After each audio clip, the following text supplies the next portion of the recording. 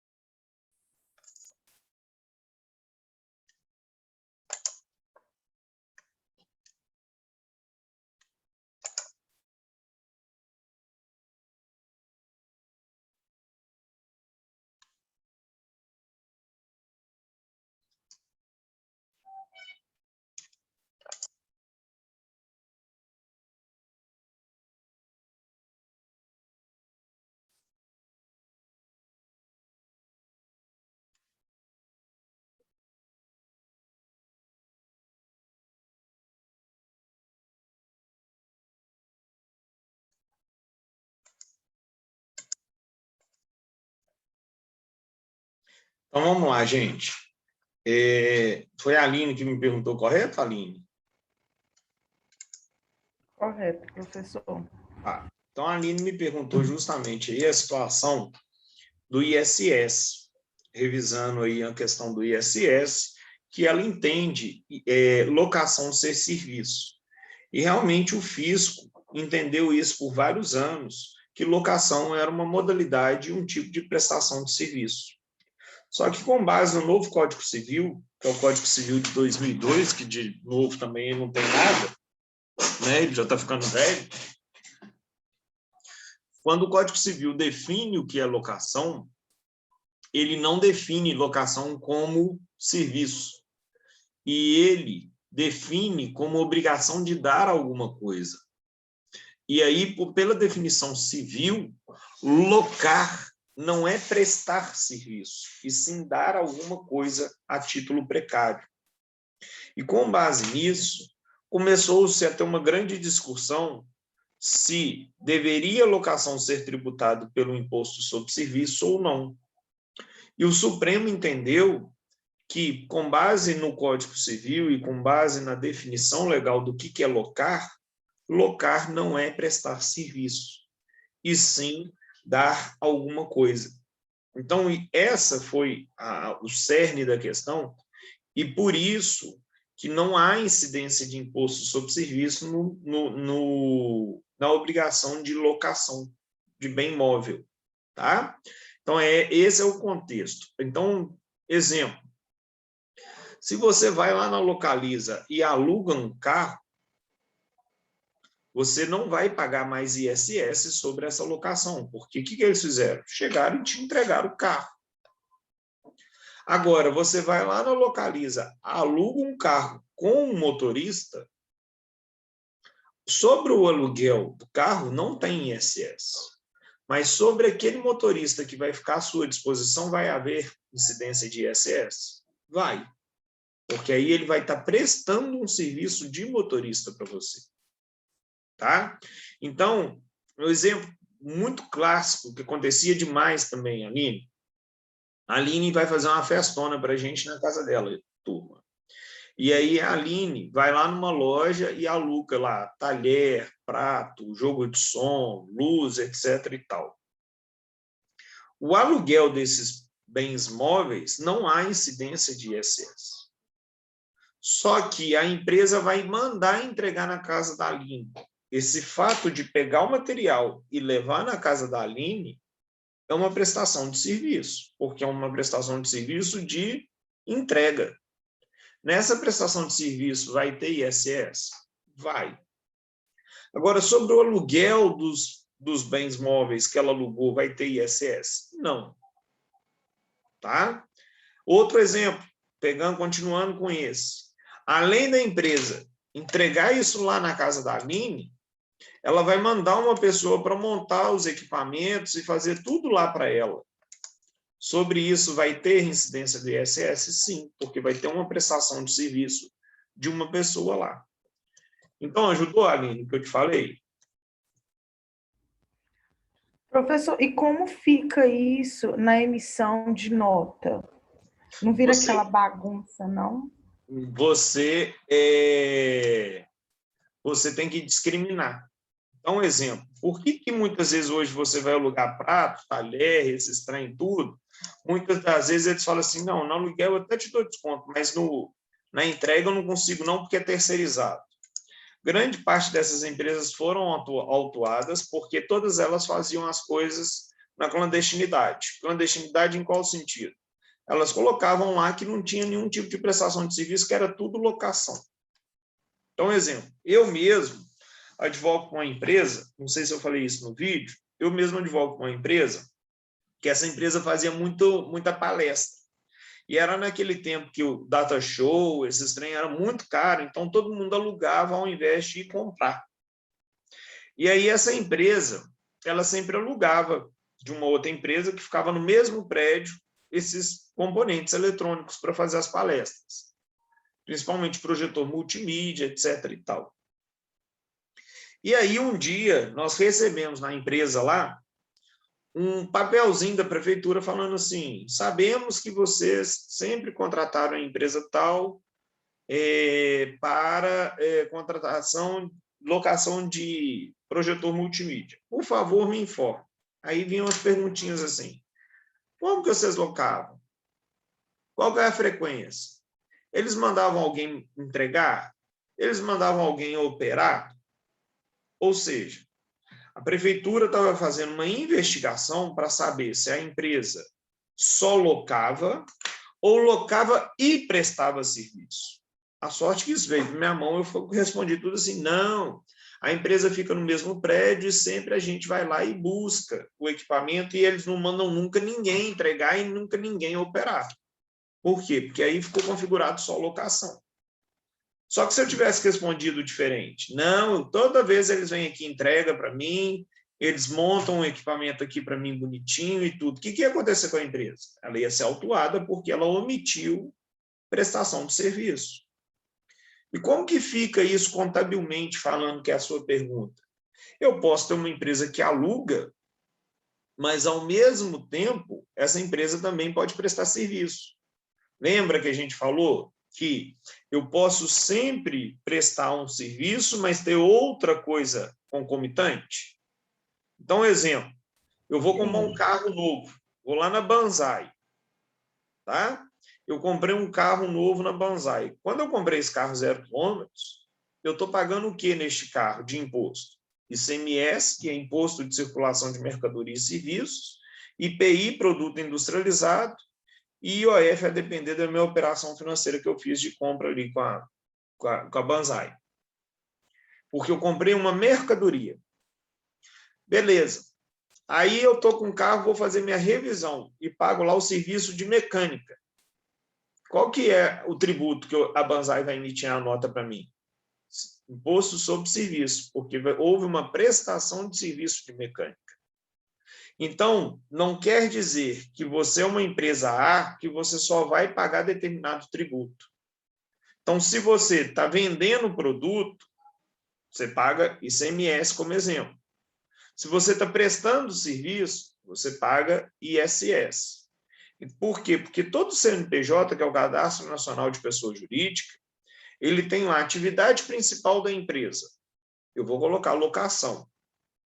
Atividade secundária, eu posso prestar serviço. Serviço de entrega, serviço de operação, serviço de montagem e desmontagem.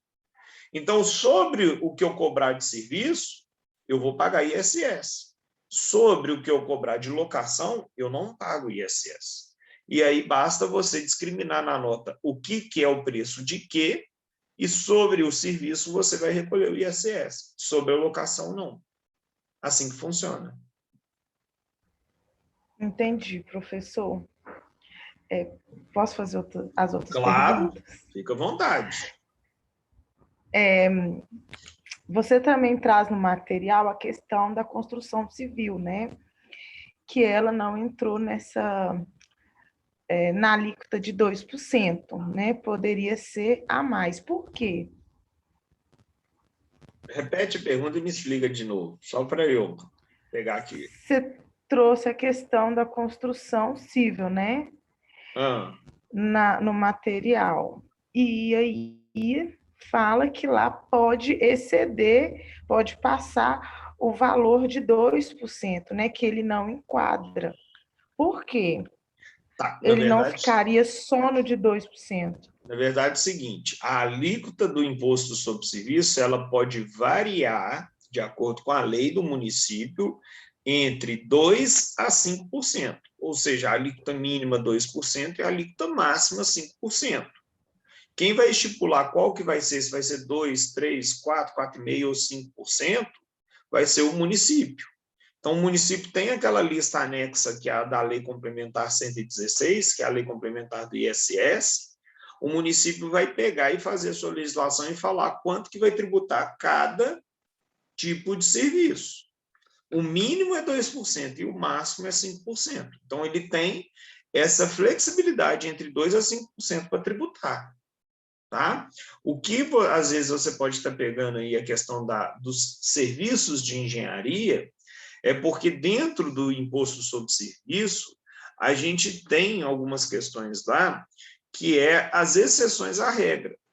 Porque o artigo 3º da Lei Complementar 116, ele vem e fala que o imposto sobre serviço é devido no estabelecimento do prestador de serviço.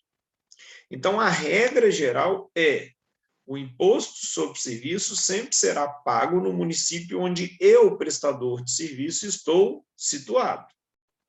Só que nós temos outras situações que são todos os incisos do parágrafo lá do artigo 3º, né? Não sei nem se é parágrafo, mas são todos os 26 ou 27 incisos lá do artigo 3º da Lei Complementar 116, que são exceções a essa regra geral.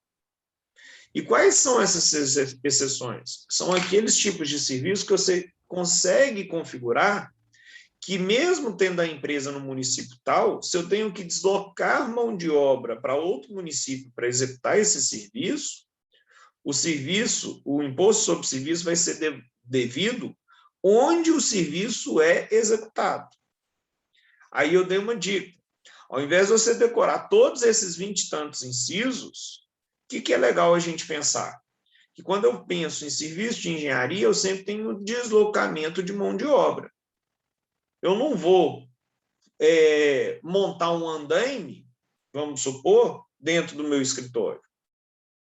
O meu escritório faz a gestão de locação de montagem de andaime. Tá? Aí eles me contratam para montar um andaime em outro município. Eu tenho que fazer o quê? Eu tenho que mandar gente lá para aquele outro município para fazer a montagem do andaime. E aí vai ser devido aonde? No município do meu escritório ou onde ele foi montado? Onde ele foi montado. Então, a gente sempre, a mesma coisa, serviço de jardinagem. Eu tenho uma flora em BH, mas uma pessoa que mora em Nova Lima foi lá, comprou as flores e pediu que eu fizesse toda a jardinagem na casa dela em Nova Lima. Eu não tive que deslocar meus empregados lá em Nova Lima para fazer a jardinagem? Sim. Então, esse serviço de jardinagem, houve uma deslocação da mão de obra e, por isso, vai ser devido o ISS lá onde foi executado o serviço. Então, essa é a situação que a gente tem que entender. Entendi, professor. Entendeu? Fiz foi confusão, então. Isso, mas super tranquilo, fica à vontade, nós estamos aí para isso. Tá, ok, professor. Outra questão também que eu não entendi é como vai fazer, aliás, fazer a pergunta do começo, né? Cada município pode ter seu ISS, né? Que pode variar de 2% a 5%. Perfeito. E aí, temos empresas que vai prestar serviço, né, de forma contínua em mais de um município. Perfeito. E aí nós temos que fracionar esse ISS. Como é feita essa fração? Para ser muito sincero, tá? Essa divisão aí, essa colocação na prática, eu nunca vi, tá? Inclusive, eu já fiz uma vez um parecer jurídico para uma empresa que mexe com pedágio, porque lá o pedágio, a incidência do ISS E quando você tem a praça de pedágio na estrada, ele tem justamente, engloba ali vários municípios.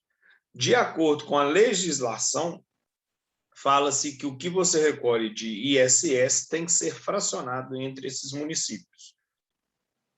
Eu já ouvi falar, porque eu nunca achei isso, que existe um convênio entre os municípios para a repartição e distribuição desses valores aí. Entendeu? Mas tão somente isso. Na prática, eu não sei te falar como que acontece isso, não, mas a legislação manda dividir, sim. Entendi, professor. Tá? Obrigado, viu? Nada. E eram essas minhas perguntas do ISS. Joia. Tem alguma do IPTU? Agora deixa eu virar o caderninho aqui que está anotado. Esquenta, não.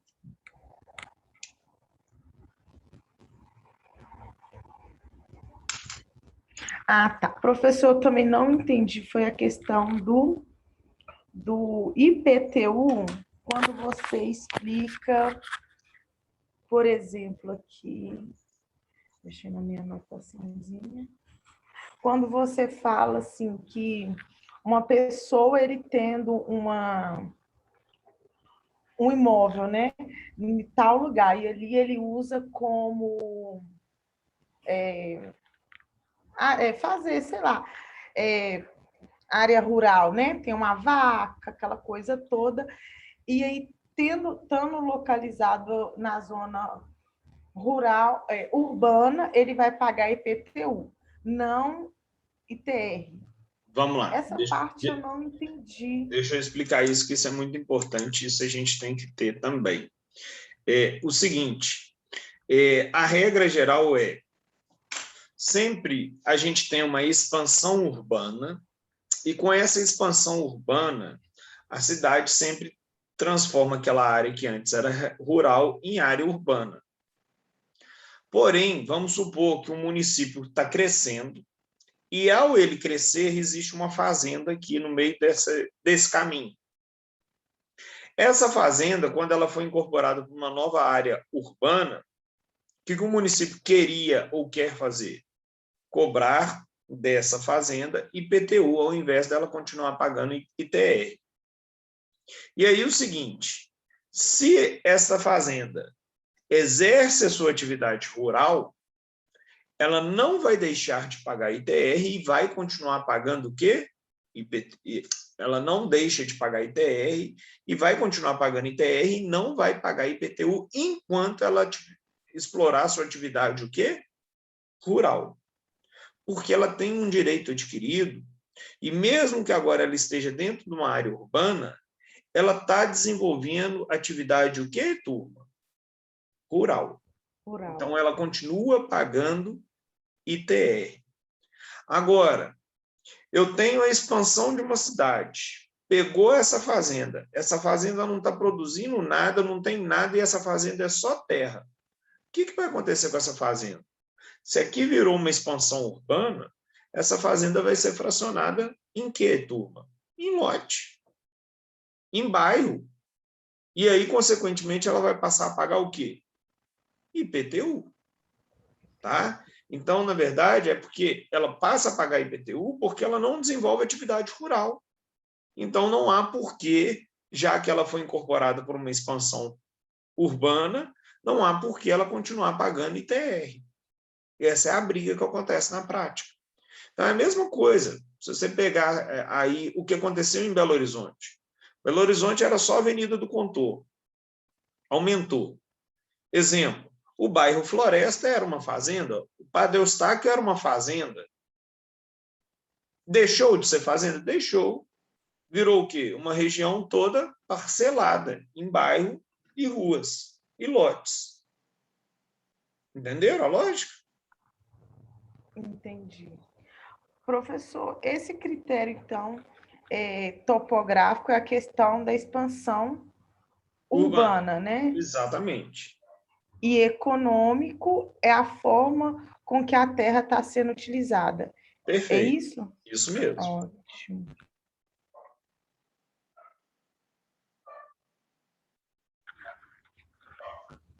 Peraí, professor, deixa eu ver a Tranquilo.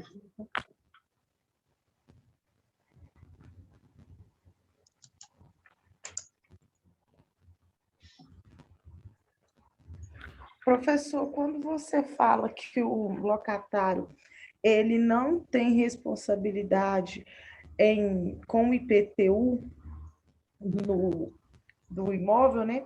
Que a responsabilidade é do proprietário, né? Pode haver então um contrato aonde que estipula então que o locatário pode pagar esse IPTU, né? Exatamente. Posso englobar tudo ali no valor X para ele poder pagar mensalmente, né? Isso. E aí vai depender do que você quer estipular no contrato. Aí eu sou dono do imóvel, eu prefiro eu ter controle disso, eu vou cobrar um valor mais alto de locação, mas lá eu vou colocar que a responsabilidade de pagar o IPTU é inclusive minha, que sou dono do imóvel. Aí eu quero falar que o aluguel é mais barato, mas colocar obrigação civil para ele pagar o IPTU? Posso, posso. O que eu chamei a atenção ali é o seguinte, que se amanhã esse inquilino sumiu do rumo e deixou lá o IPTU em aberto, não adianta você falar com a prefeitura que tem que cobrar do inquilino. Você tem que pagar e você vai ter que fazer uma ação de regresso aí, uma cobrança judicial desse inquilino, falando que ele descumpriu a obrigação contratual. Por isso que é importante, a gente está vendo questão tributária e questão de direito civil, entendeu? Então, até para isso, a gente tem que saber orientar a pessoa quando ela vai alugar um imóvel. Como que você quer fazer o contrato?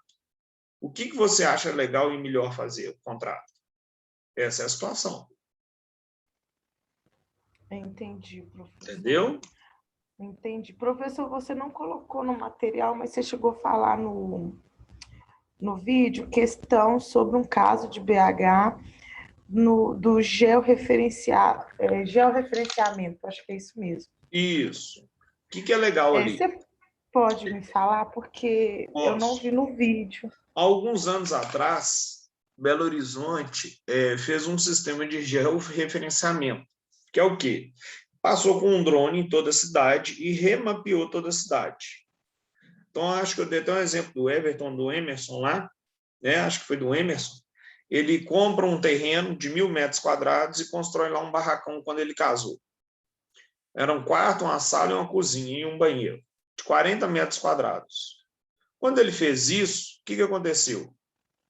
Ele pagava um IPTU lá sobre um imóvel, que era um lote de 1.000 metros quadrados e uma área edificada de 40 metros quadrados. Com o passar dos anos, ele foi ganhando dinheiro. Consequentemente, ele foi construindo mais cômodos na casa dele. E a casa dele, que antes era uma casa de 40 metros quadrados, hoje é uma casa de 300 metros quadrados. Só que ele nunca teve uma cobrança do IPTU sobre a casa de 300 metros, porque sempre o que tinha registrado na prefeitura era sobre 40 metros.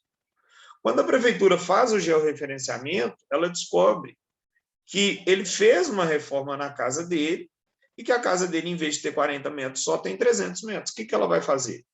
Ela vai atualizar a base de cálculo. Como é que é a base de cálculo do IPTU?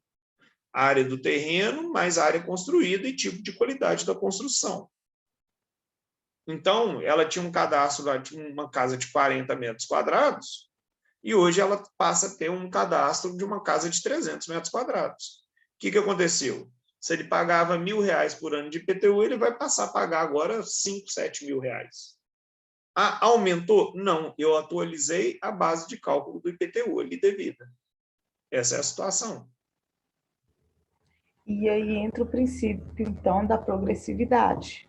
Não, não entrou o princípio da progressividade, porque, na verdade, eu tenho ali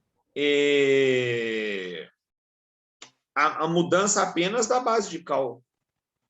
O que tem a base de cálculo? Antes eu calculava, eu tinha um registro que eu achava que o imóvel dele valia 100 mil, e hoje eu atualizei o imóvel e descobri que ele vale 1 milhão. Então, eu estou cobrando sobre 1 milhão e não sobre 100 mil, por isso que ele está pagando mais caro. Tá? Mas aí vem o princípio da progressividade do IPTU de Belo Horizonte, que a gente tem também. Aí a sua pergunta tem razão. Por quê? porque você tem a progressividade de acordo com o valor do imóvel, localização do imóvel e tipo de imóvel. Aí, perfeito, a sua pergunta está certa. Entendi, professor. Obrigada, viu? Tranquilo? Mais alguma? Tranquilo. Não. E desculpa, viu, professor? Estava Nada, sem nós estamos aí para acesso. isso, eu adoro isso. Inclusive, ontem eu estava conversando com alguns colegas e falei, se vocês não me perguntarem, se vocês não me questionarem, não tem razão da gente estar aqui. Eu preciso que vocês façam isso, igual você fez hoje. Não é problema nenhum, e pelo contrário, é um prazer estar aí e ajudar isso. E a sua dúvida ajuda os demais também a sanarem algumas questões, algumas situações. Então, Tá bom? ok. Obrigado, viu? Mais alguém? Então, joia, turma. Até semana que vem. Fiquem com Deus, então. E semana que vem a gente vai discutir a nossa VA1, tá bom? Até Tá mais, ok. então, gente. Tchau, tchau. Beijo para Obrigado. vocês. Boa semana. Fiquem com Deus. Com Deus também. Bem, com Deus também.